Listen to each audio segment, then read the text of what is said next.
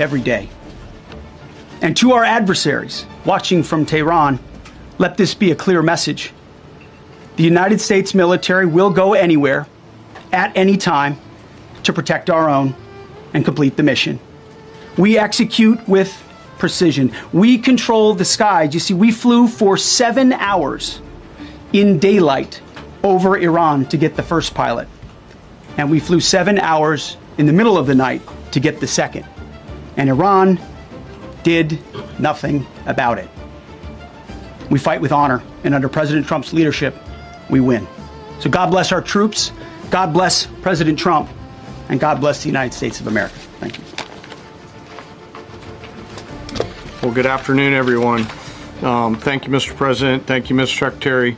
A note before I start, I know many of you want specific details in these briefings. We will share what we can, but I will retain what I must in the event that we have to go do this again sometime. And I cannot stress the importance, as the President said, around operational security. The Secretary and I will do a more detailed briefing tomorrow morning, and we look forward to sharing the details that we can. On Thursday, 2 April at 10:10 p.m. Eastern Time, 4:40 in the morning, local Iran time, the Joint Personnel Recovery Center, which handles the Central Command area of responsibility, declared an isolated personnel recovery event for a U.S. Air Force F-15E Strike Eagle, call sign Dude 44, which was down in hostile Iranian territory. The pilot and weapons system officer had both safely ejected and were isolated behind enemy lines. Following confirmation of active rescue beacons and on the direction of the Secretary and by order of the President, Thanks for jumping on live with me. Today we're breaking down a major press briefing from the White House. President Trump sat down with the media on April 6th, and he wasn't alone. He had Secretary of War Pete Hegseth, the Chairman of the Joint Chiefs General Dan Kane, and CIA Director John Ratcliffe with him. That's a serious lineup, and it tells you this wasn't a routine update. The headline out of this briefing? Trump said Iran could be taken out in a single night, and floated that it could happen as soon as the next night. That's a massive statement, and it's tied to a deadline he set for Iran over the Strait of Hormuz, which, if you don't know, is one of the most important oil shipping routes on the planet. But before we get to that, the briefing actually opened with something different. The story of a U.S. fighter pilot who was shot down over Iran and then rescued. So let's start there, walk through everything that was said, and then I want to get into what it actually means militarily, economically, and politically. Drop your thoughts in chat as we go. I'll be pulling some up throughout. A naval group, you can't really do this because you send in 200 men to pick up one, and it's something that's usually not attempted as much as you want to attempt, and bad things happen to that one or two. And in this case, we did two, and it might not have been attempted before, but we did. And we had great talent, but we got a little luck too, I would say. And we were helped by a lot of people, a lot of great people. And it was an honor to be involved with it. It's very historic. This is a rescue that's very historic. It'll go down in the books. Late Thursday night, an American F-15 fighter jet went down deep inside enemy territory in Iran while participating in Operation Epic Fury, where we're doing unbelievably well, well at a level that nobody's ever seen before. Trump talked about authorizing that rescue mission, and he didn't downplay how risky it was. He basically said, this was a hard call, this was a risky call, but the principle is simple. In the U.S. military, you don't leave Americans behind. That's the line he leaned on. Now here's where it gets interesting. General Kane, the Joint Chiefs Chairman, took it further. He talked about what actually makes a rescue like this succeed, and he didn't just credit the hardware or the strike packages. He credited the pilot. He talked about the backseater. So this was a two-person crew, pilot and weapons systems officer, and how that person's will to survive and evade on the ground was, in his words, the single most important factor in the whole operation coming together. Think about that for a second. You've got the most powerful military on Earth, and the chairman of the Joint Chiefs is standing at the White House podium saying the deciding factor was one person's mindset on the ground in hostile territory. Ken also made a point of saying, and I think this is worth sitting on, that the lives of service members matter more than equipment. In a war where we've heard a lot about aircraft, munitions, and hardware costs, that's a notable thing, to emphasize publicly. Then Trump brought up CIA Director John Ratcliffe to speak. Ratcliffe called it a privilege to be there and to be able to share what they could about the mission. Obviously, a lot of this stuff is going to stay classified, but he made the point that the CIA has capabilities that, in his words, only the president can authorize the use of. So basically, signaling.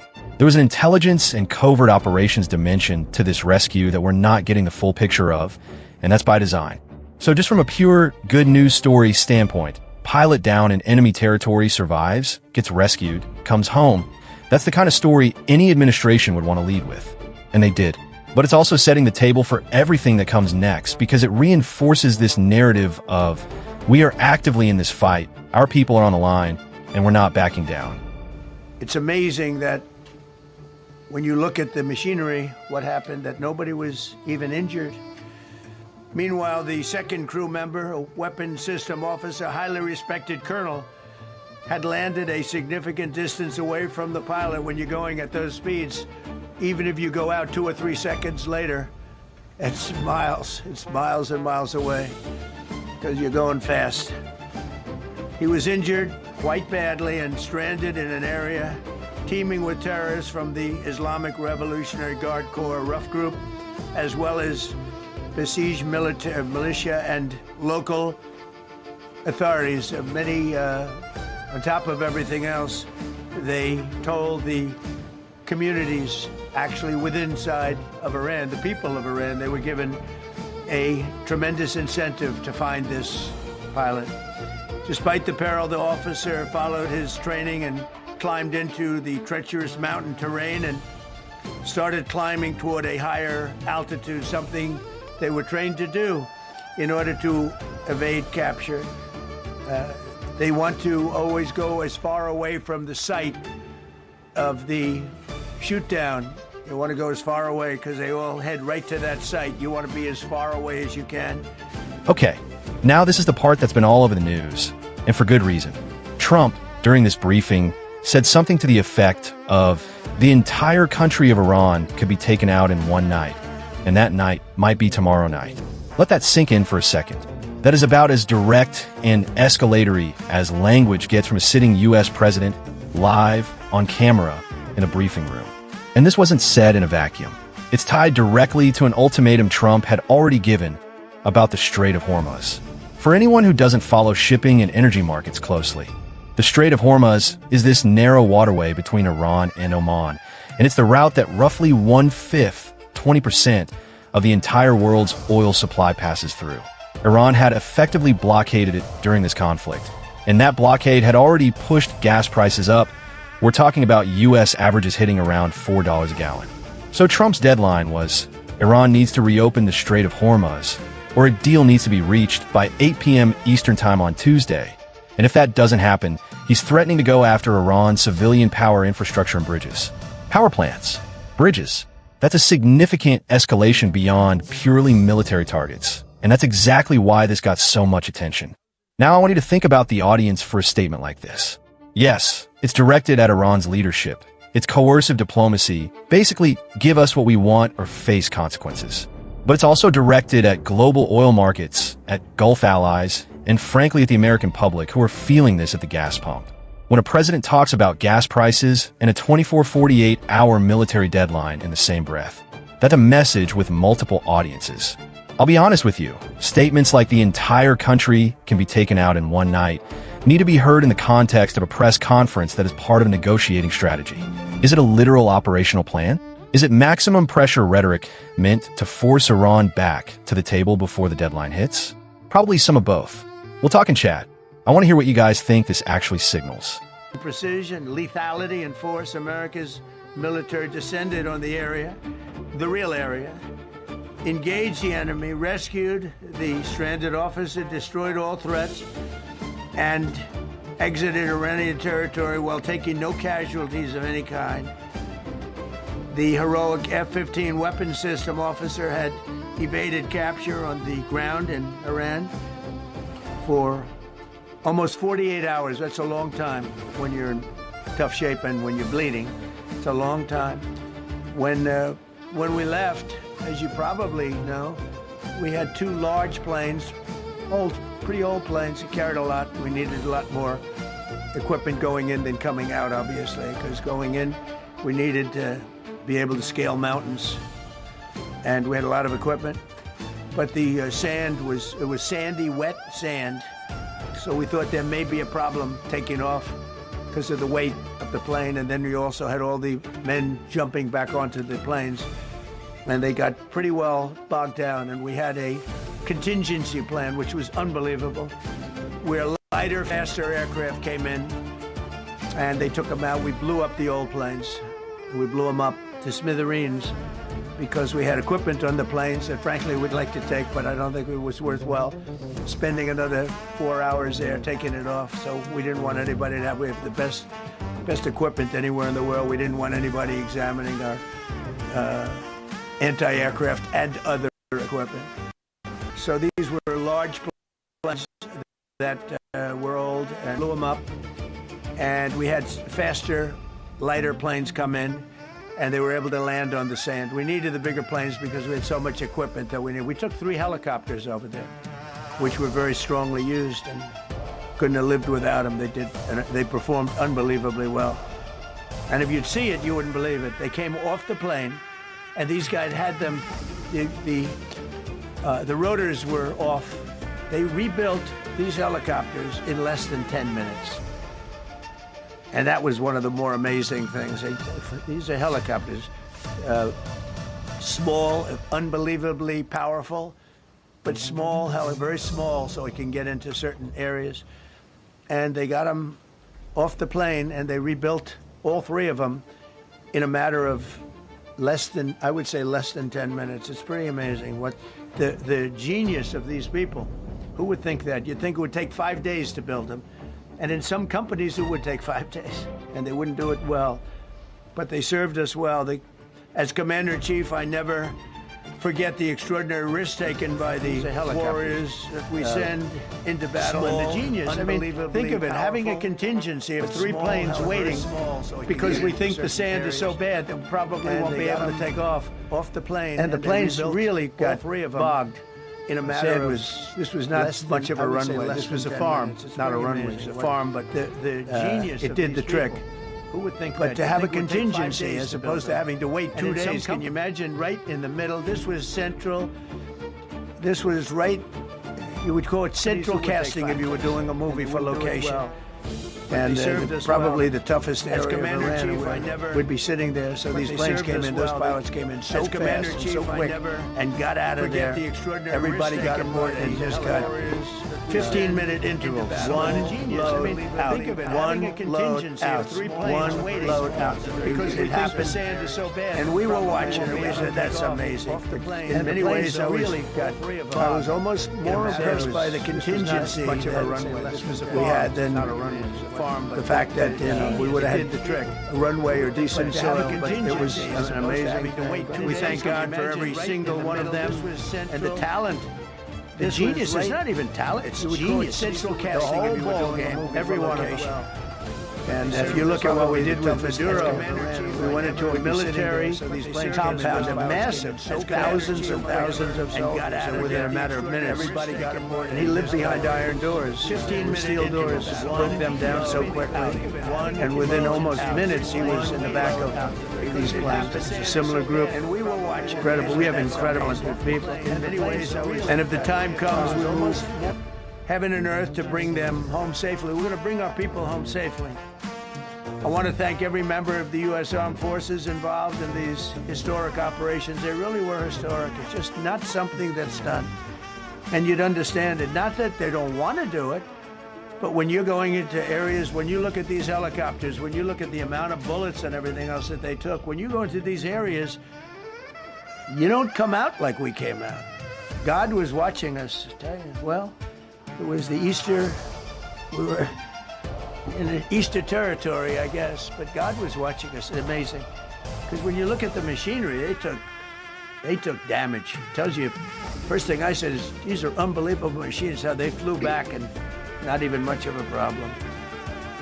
But these 2 extraordinary rescues, because it was 2, and as you probably know, we didn't talk about the first one for an hour, and then somebody leaked something which will hopefully find that leaker. We're looking very hard to find that leaker. And talked about there's somebody missing. They basically said that we have one and there's somebody missing. Well, they didn't know there was somebody missing until this leaker gave the information. So whoever it was, we think we'll be able to find it out because we're going to go to the media company that released it, and we're going to say, national security, give it up or go to jail. And we know who, and you know who we're talking about. There's some things you can't do, because when they did that, all of a sudden, the entire country of Iran knew that there was a pilot that was somewhere on their land that was fighting for his life. And it also made it much more difficult for the pilots and for the people going in to search for him. All of a sudden, they know that there's somebody out there. They see all these planes coming in. It became a much more difficult operation because a leaker leaked that we have one, we've rescued one, but there's another one out there that we're trying to get. So actually, the country, Iran, put out a major notice, you all saw it, offering a very big award for anybody that captures the pilot.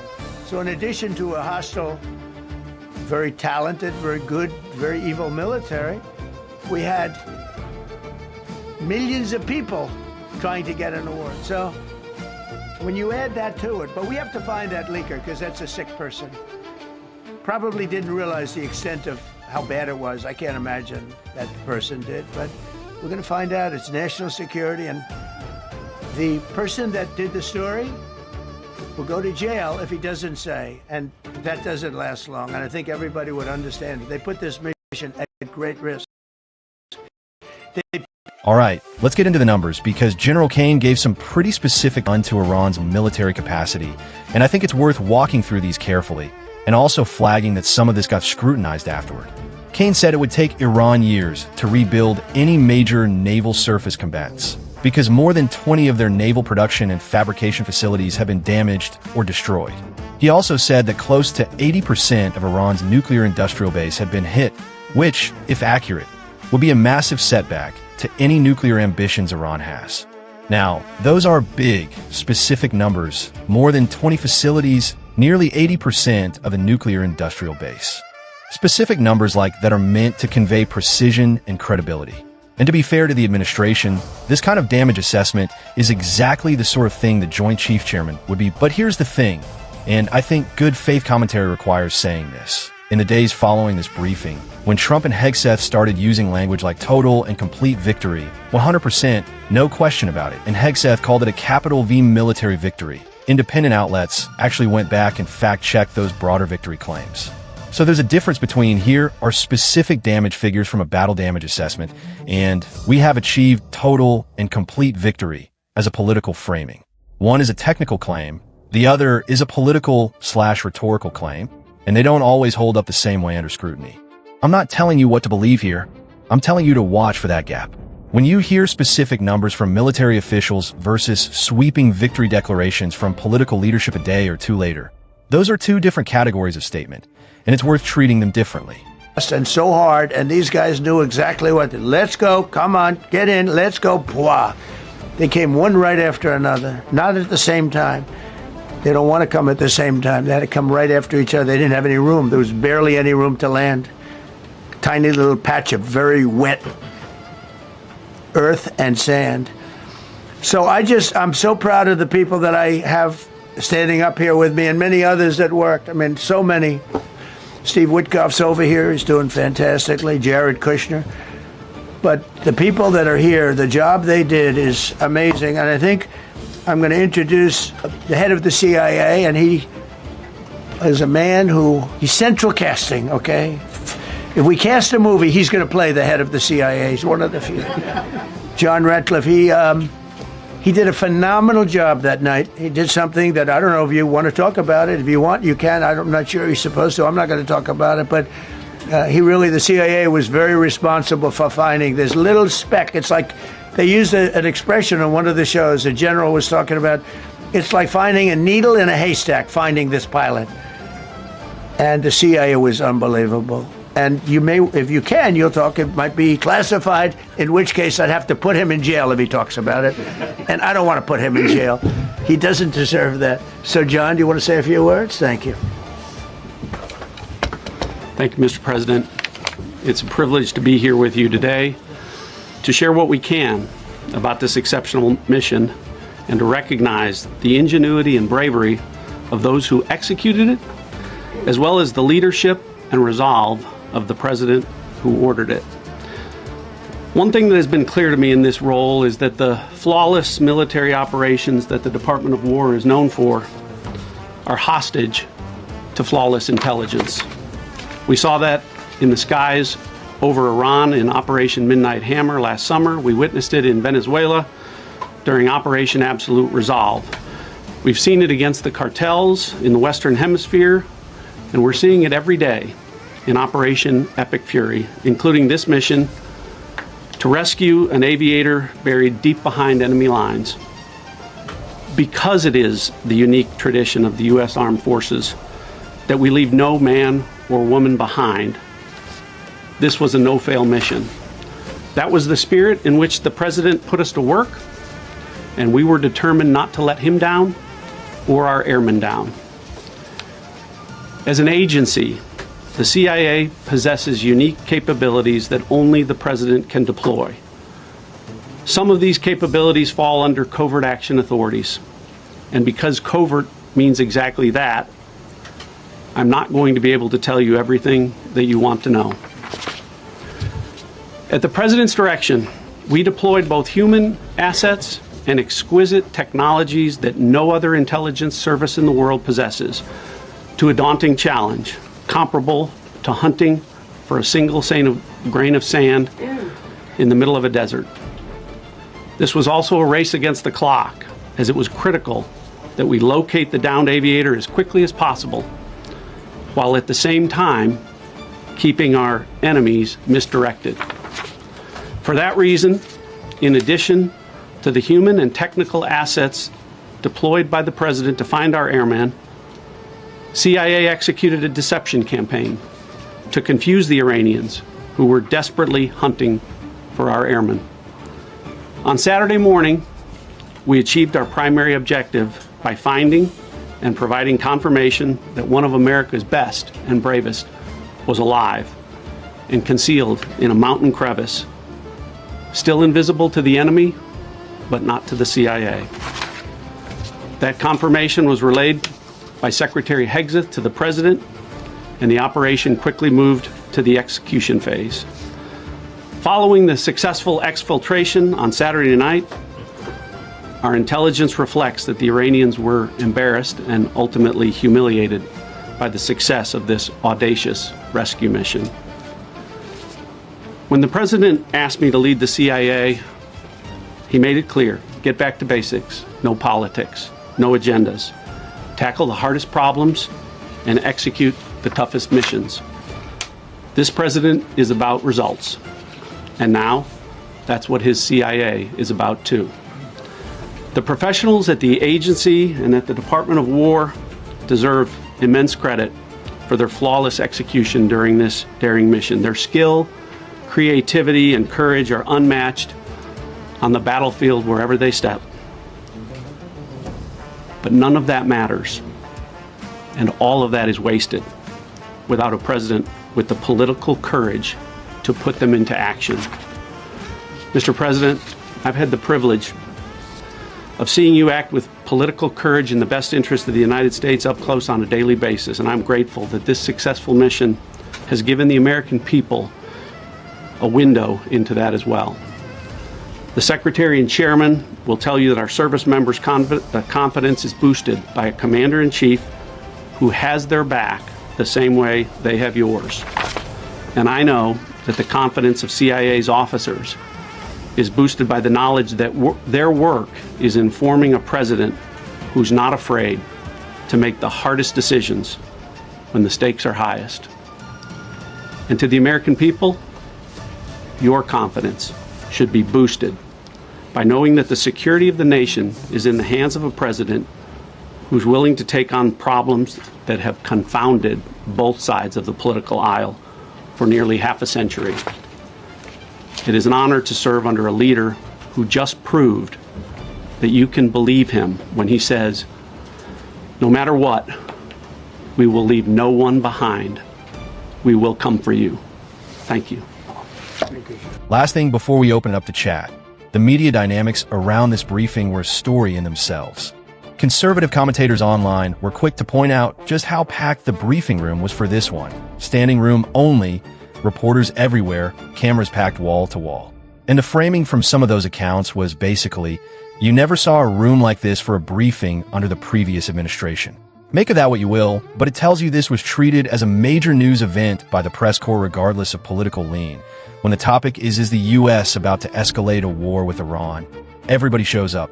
On the other side, you've had ongoing tension between this administration's defense leadership and the press for months now. Hegseth in particular has repeatedly accused media outlets of being unfair to the administration's framing of how the Iran conflict is going, accusing reporters of essentially rooting against American success because it would politically benefit them if Trump's strategy failed. That's a serious accusation to make against the press corps, and it's part of a broader pattern we've seen from this Pentagon. So when you're watching coverage of this briefing, whether it's from outlets that are more sympathetic to the administration or outlets that are more skeptical, keep that backdrop in mind. Both sides of the media landscape have been pretty open about distrusting each other's motives on this story, and that's going to shape how the same 15 minutes of a press conference gets presented to you, depending on where you're getting your news. Operations, they were high-risk, high-stakes missions conducted in the heart of enemy territory. This was not just barely into Iran, this was deep into Iran, involving coordinated strikes to suppress threats, deception tactics to protect our teams, and full synchronization across air, ground, and special operations. The Iranians are still asking themselves right now, how did the Americans do this?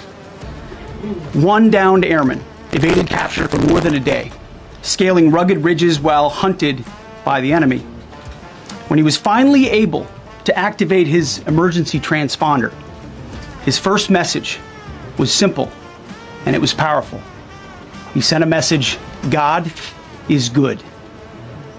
In that moment of isolation and danger, his faith and fighting spirit shone through. You see, shot down on a Friday, Good Friday, hidden in a cave, a crevice, all of Saturday, and rescued on Sunday. Flown out of Iran as the sun was rising on Easter Sunday. A pilot reborn, all home and accounted for, a nation rejoicing. God is good. Despite incoming fire and unforgiving conditions, our troops brought every American home. No American lives were lost. We leave no man behind, and that is not luck.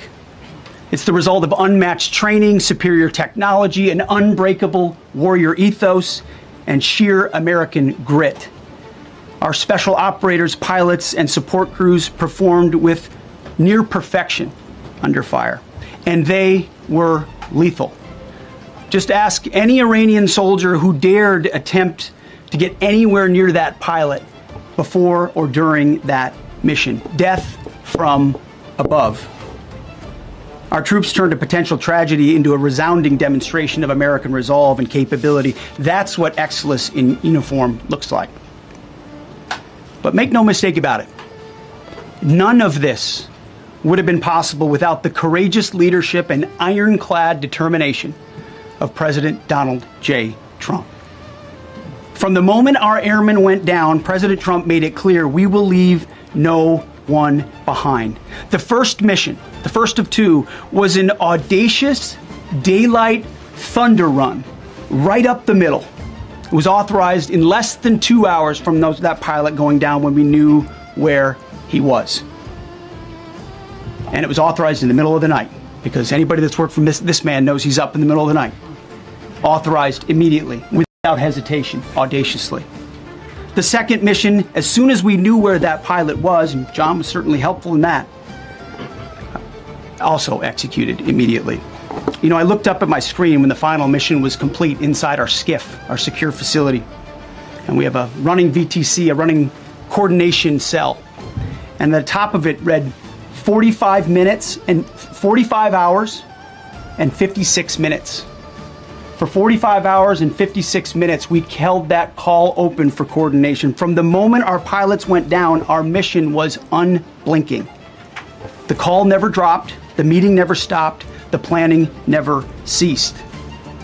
The president demanded rapid, decisive action. He backed our military with the full weight of his resolve, refusing to let enemy propaganda or tactical setbacks deter us. His leadership ensured that every lethal and non-lethal resource was brought to bear, that our forces had the authorities and the support they needed to succeed. When the president says he has the backs of our warfighters, he means it. And it means a great deal, and it's a big difference on the battlefield. President Trump understands that peace through strength is not a slogan. It is a doctrine that saves American lives. His unwavering commitment to rebuilding our military and restoring the warrior spirit has paid dividends in missions just like this one. Under his command, America projects power with confidence and brings our people home with victory. And that continues today, by the way. Per the president's direction, today will be the largest volume of strikes since day one of this operation. Tomorrow, even more than today. And then Iran has a choice. Choose wisely, because this president does not play around. You can ask Soleimani, you can ask Maduro, you can ask Khomeini. To those heroes who planned and executed these rescues, your nation stands in awe. I stand in awe. The chairman stands in awe. We all stand in awe of your professionalism and bravery. We serve for you. You embody the very best of America. To the rescued airmen and their families, welcome home. Your courage and endurance, the quiet declaration of faith amid the storm, inspires us all. God is good every day. And to our adversaries watching from Tehran, let this be a clear message. The United States military will go anywhere, at any time, to protect our own and complete the mission. We execute with precision. We control the skies. You see, we flew for 7 hours in daylight over Iran to get the first pilot. And we flew 7 hours in the middle of the night to get the second. And Iran did nothing about it. We fight with honor, and under President Trump's leadership, we win. So God bless our troops, God bless President Trump, and God bless the United States of America. Thank you. Well, good afternoon, everyone. Thank you, Mr. President. Thank you, Mr. Secretary. A note before I start, I know many of you want specific details in these briefings. We will share what we can, but I will retain what I must in the event that we have to go do this again sometime. And I cannot stress the importance, as the President said, around operational security. The Secretary and I will do a more detailed briefing tomorrow morning, and we look forward to sharing the details that we can. On Thursday, 2 April at 10:10 p.m. Eastern Time, 4:40 in the morning, local Iran time, the Joint Personnel Recovery Center, which handles the Central Command area of responsibility, declared an isolated personnel recovery event for a U.S. Air Force F-15E Strike Eagle, call sign Dude 44, which was down in hostile Iranian territory. The pilot and weapons system officer had both safely ejected and were isolated behind enemy lines. Following confirmation of active rescue beacons and on the direction of the Secretary and by order of the President, a rescue operation was launched with the stated purpose of bringing both Americans home safely. As the Secretary said, several hours later on the morning after positively locating the front seater, call sign Dude 44 Alpha, and aware of an aggressive ongoing search by the enemy, a U.S. Central Command plan was approved by the Secretary and the President. Shortly thereafter, a U.S. Air Force Combat Search and Rescue Task Force, comprised of A-10 Warthogs in their Sandy role, and I'll describe what that is in a minute, HC-130 Combat King IIs, HH-60 Jolly Green II helicopters, and Air Force Special Warfare Airmen, a package comprised of combat rescue officers and pararescueman operators, audaciously penetrated enemy territory in broad daylight to find, fix, and recover Dude 44 Alpha from behind enemy lines. This was an incredibly dangerous mission, an incredibly dangerous undertaking, but a filled promise made to every American warfighter that you will not be left behind. We will always come find you, and we will always bring you home. Over the next hours, the search and rescue task force crossed the beach, entered into Iranian airspace, protected by a fighter strike package, and moved into the objective area, all under fire. En route, as some of you have seen on social media, the helicopters took gas off the C-130s and pressed onward and forward up into the objective area. While this was ongoing, and out in front of them, the Sandy flight of A-10s and other remotely piloted aircraft, drones, and other tactical aircraft were violently suppressing and engaging the enemy in a close-in gunfight to keep them away from the front seater and allow the pickup force to get into the objective area. During this engagement, one of the Sandy aircraft, the one primarily responsible for communicating with the downed pilot, was hit by enemy fire.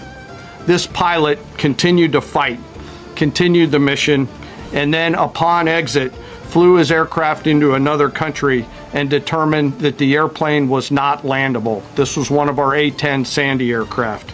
The pilot then made the decision to eject over friendly territory and was quickly and safely recovered and is doing fine.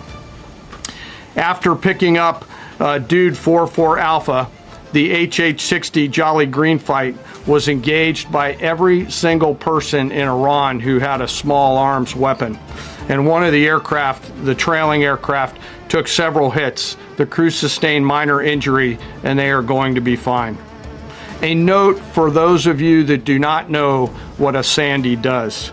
Named after the flight call sign that did this very mission in Vietnam, flying A-1 Sky Raiders and A-7 Corsairs, a Sandy has one mission: get to the survivor, bring the rescue force forward, and put themselves between that survivor on the ground and the enemy.